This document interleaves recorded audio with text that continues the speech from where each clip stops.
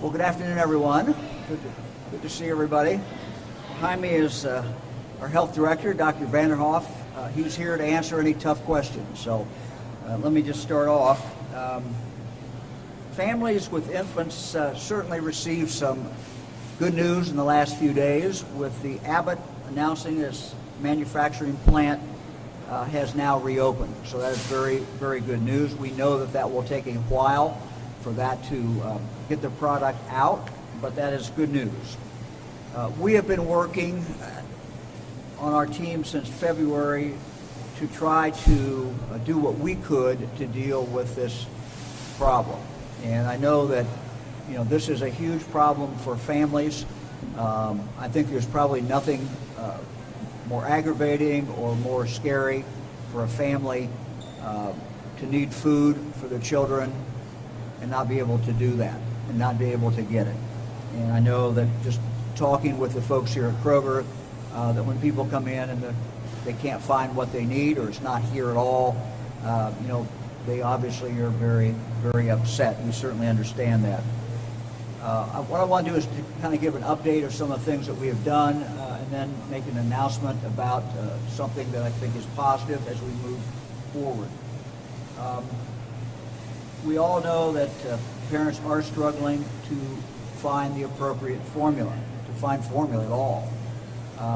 Participants in Ohio's Special Supplemental Nutrition Program for Women, Infants, and Children, better known as WIC, the search for the formula can be tough given the size and brand specifications of eligible formula.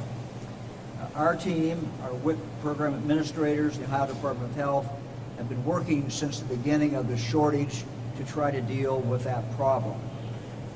So I'll go back a little bit. Beginning in February, we have requested and we were granted waivers from the USDA to allow for more flexibility in WIC-approved formula. In addition, Dr. Vanderhoff behind me and his team at the Department of Health have been working on this as well. They have been in direct communication with the formula manufacturers as well as the leadership at the USDA and the U.S. Department of Health and Human Services to urge them to do all they can to reduce the barriers to formula access. Currently, WIC program staffers are working with program participants to find essential formulas. For those babies who have medically complex needs and are on a prescription formula, WIC staffers in Ohio are working with dietitians and healthcare providers to help families find the best alternative formulas to keep infants healthy. At the end of May, I joined 18 other governors in writing to the president to ask him to take some aggressive action to suspend red tape that limits the importation of safe infant formula from foreign countries. We also asked him to, once that this crisis is over with, to evaluate the structure of the WIC programs and to allow for more choice and competition as we go forward. I'm also asking them to conduct an after-action evaluation of past FDA recall orders to find ways to improve the inspection and recall process to avoid disruptions in essential things such as formula in the future. Now let me talk about our plans to address the shortage. Despite these efforts, we know that parents are in fact still struggling. Working with Dr. Vanderhoff, we've come up with specific steps that we believe will help WIC families have more flexibility in the formulas that are eligible for the program. Number one, first, for families enrolled in WIC that need a prescription formula. We're asking the USDA to waive certain medical documentation requirements to make this easier during this crisis. Currently, a WIC participant can only purchase the specific brand that has been prescribed. We're asking for a waiver, and the waiver would allow families enrolled in WIC the option to purchase store brand equivalents of certain formulas without returning to their healthcare provider for a brand new prescription. We want WIC families to be able to access equivalent prescription formulas regardless of brand without having to return to their doctor. We're currently awaiting now a final decision on this request from the federal government, and we hope to get that soon. Second, brand expansion. We are working with our WIC contracted manufacturer, Mead Johnson, to temporarily allow for alternative brands to be eligible. This is something that is in the works. Dr. Vanderhoff told me he expects a decision on this very, very soon. Those conversations are going on very well. Number three, provide even more size options than we already have had since February. We know that part of the frustration for families who are served by the WIC program is that only certain sizes of the formula containers are eligible. It can be very frustrating. People come in, they see something, but doesn't fit what their card says. So at the beginning of May, we were able to add some additional sizes.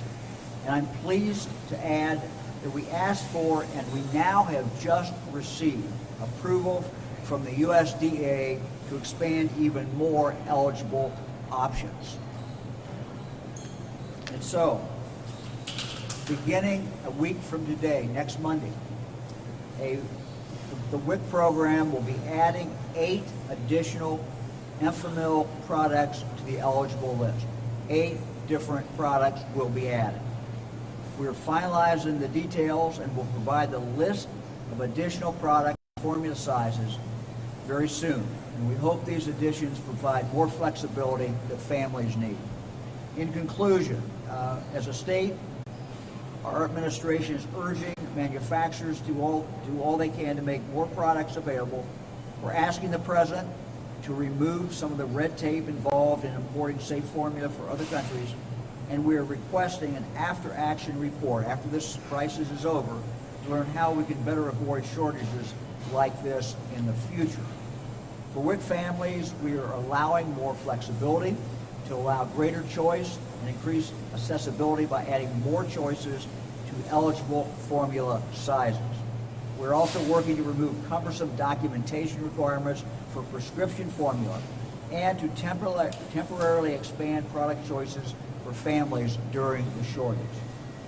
We appreciate all the work that is being done by retailers such as Kroger, providers, and other formula manufacturers during this time, and we hope that we can continue to work together to help Ohio families. Again, I want to thank Kroger for making this space available in the produce department.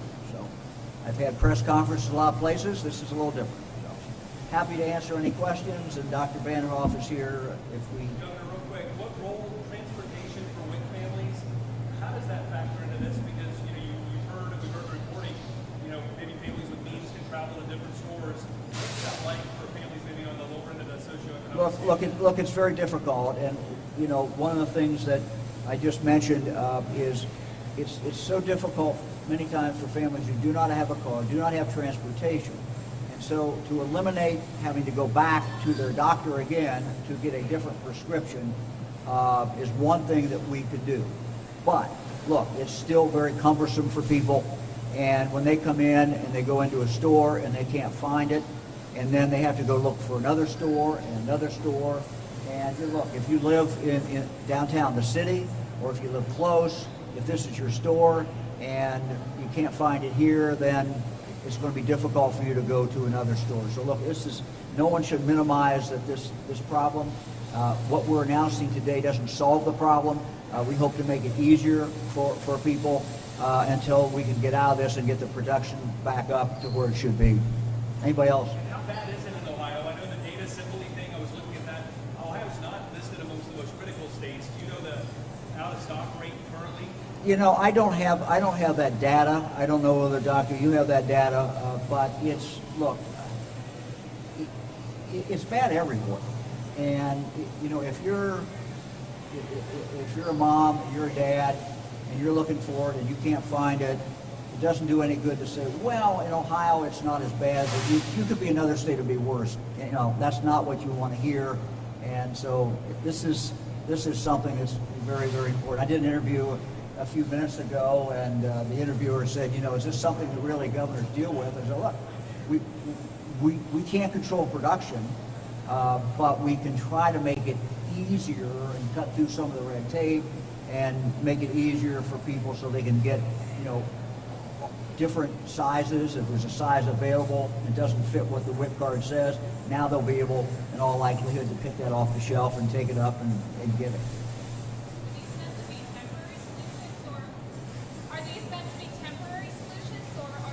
Yeah, I think some of these should be permanent, frankly, and I think the government should look at this and you know, try to make it easier for people.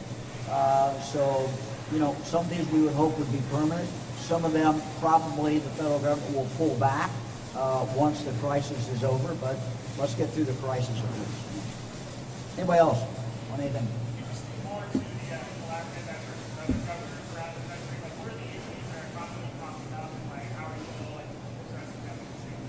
Look, I mean, I'm sure every governor faces this. Every governor is doing what they can.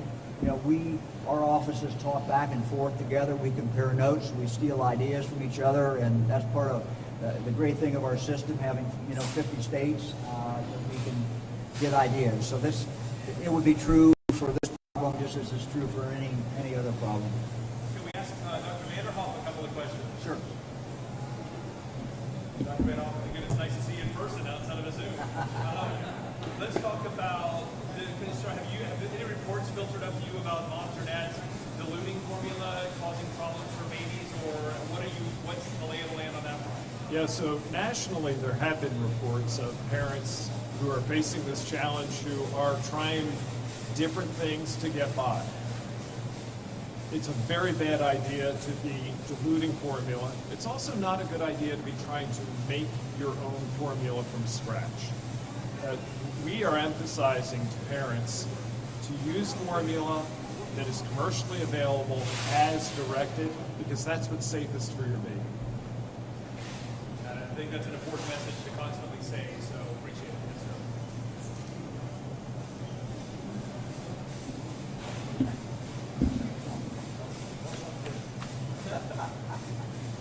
I'm State Representative Catherine Ingram, and you are in my district, and so he insists. But this is probably one of two things that have been great for this past week for me. Well, we passed the budget, the capital budget. We did a boat launch down at the river, and then today, knowing that WIC families will have greater access to the products that they need. So a lot of these things we need to be doing all along, but we need to examine what has to be done, because there's no sense in us having this kind of crisis. Are you hearing from constituents that are really unnerved by this? Well, the difficult part is that folks don't realize that there are many people who need prescription formula, and nobody thought about it. It's like, well, just go to the store and get some. You can't. And when it's shorted like that, it's so devastating, and it's almost like not taking a full pill for your diabetes. You try to water it down, you make those kids sicker, and it's not fair. It's just not fair. So that's why I'm glad to be here today. So here again is one of the nicer things that's happened. Let me help us understand, because you're right. I don't know about the requirement for a prescription. Is that if a child has, or maybe Dr. Vanderhoff, is this for a specific ailment that a child might have? Or why would you need a prescription? Yeah, so under the WIC program, every child who is receiving these WIC benefits requires a prescription from their physician. It's to make sure that that infant is getting the formula that is appropriate for their particular medical situation. Now, some of our children require very specialized formulas. And when we're talking about looking for there to be flexibility, it's flexibility that will continue to be guided by their physician. It's simply a matter of allowing the physician to list out all the appropriate, or check off all the appropriate formulas, and allow our staff to work them with families to get available formula locally into their hands. Thank you. Anybody else? Thank you all. Thanks, everybody.